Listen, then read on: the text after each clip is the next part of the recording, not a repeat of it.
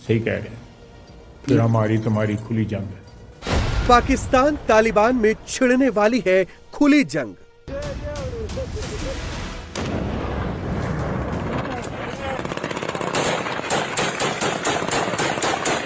पाकिस्तान की गीदड़ भभकी, तालिबान निकालेगा हेकड़ी।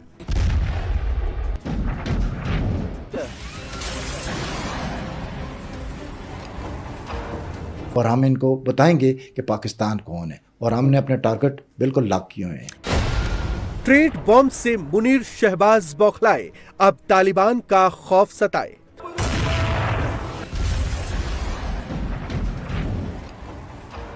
को बचाने वाले थे और ये हमारे गले पे लटके हुए हैं। अब हमें इनका कोई ना कोई बंदोबस्त तो करना ही पड़ेगा। हम जिंदा रहना चाहते हैं। तालिबान के तेवर देखकर पाकिस्तान की मति मारी गई है। वो खुद कंफ्यूज्ड है, करे तो क्या करे। पाकिस्तान भी खुली जंग की बात कर रहा है तो कभी बातचीत के लिए गिड़गिड़ा रहा है।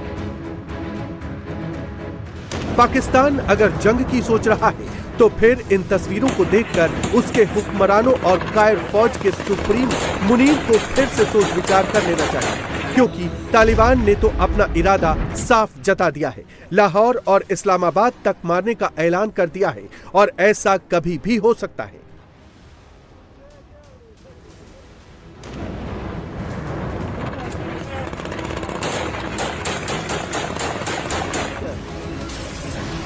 पाकिस्तान अपनी हालत बखूबी जानता है।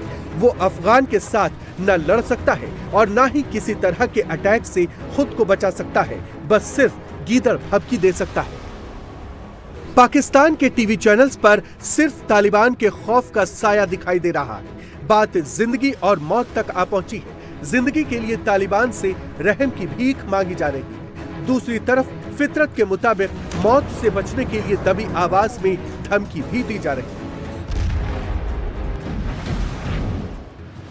पाकिस्तान हाल ही में हुए 2 अटैक के लिए तालिबान को जिम्मेदार बताता है, लेकिन तालिबान ने इससे पल्ला झाड़ते हुए पाकिस्तान को वार्निंग दे दी कि अगर पाकिस्तान ने हमला किया तो जवाब जबरदस्त तरीके से दिया जाएगा।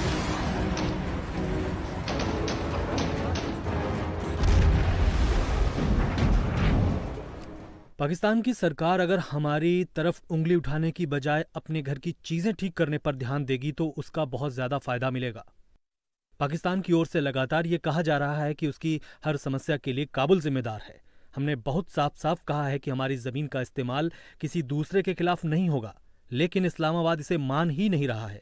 हम इस्लामाबाद से कहना चाहते हैं कि अपनी समस्याओं के लिए हमें दोष देना बंद करिए और अपने घर को संभालिए।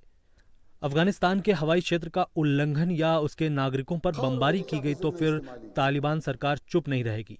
पाकिस्तान की ओर से हमला होता है तो हमारे पास जवाब देने के अलावा कोई विकल्प नहीं है। हम कड़ी जवाबी कार्रवाई करेंगे।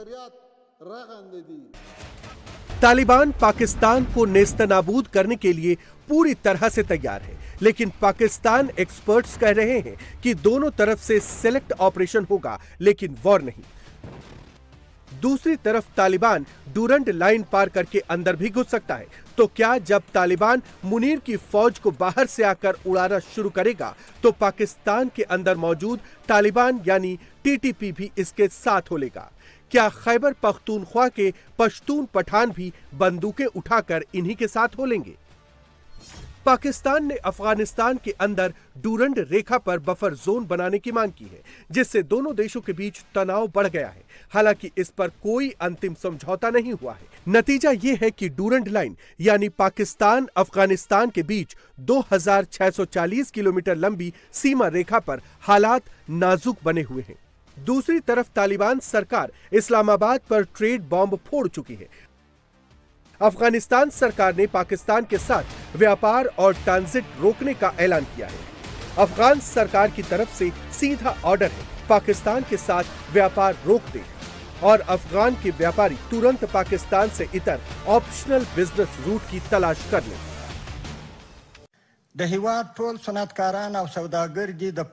देश की गरिमा की रक्षा, व्यापार उद्योग और अफगानियों के अधिकारों की रक्षा के लिए इस्लामिक अमीरात ने हमारे व्यापारी भाइयों को सूचित किया है।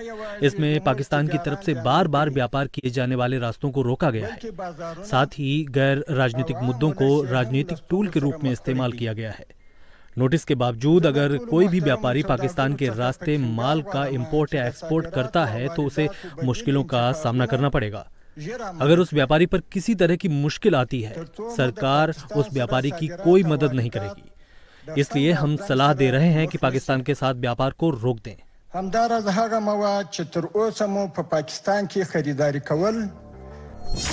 अफगानिस्तान के साथ व्यापार बंद होने से पाकिस्तान के एक्सपोर्ट पर ज्यादा असर पड़ेगा, जिससे एनुअल एक्सपोर्ट में लगभग 150 से 160 मिलियन अमेरिकी डॉलर की कमी आ सकती है। वहीं दूसरी तरफ अफगानिस्तान ने बिजनेस के लिए ईरान, तुर्की और सेंट्रल एशियाई देशों के ऑप्शन रूट को चुना है, जिसमें से उसके लिए सबसे बड़ा वरदान चाबहार बंदरगाह है, जिसका संचालन भारत करता है।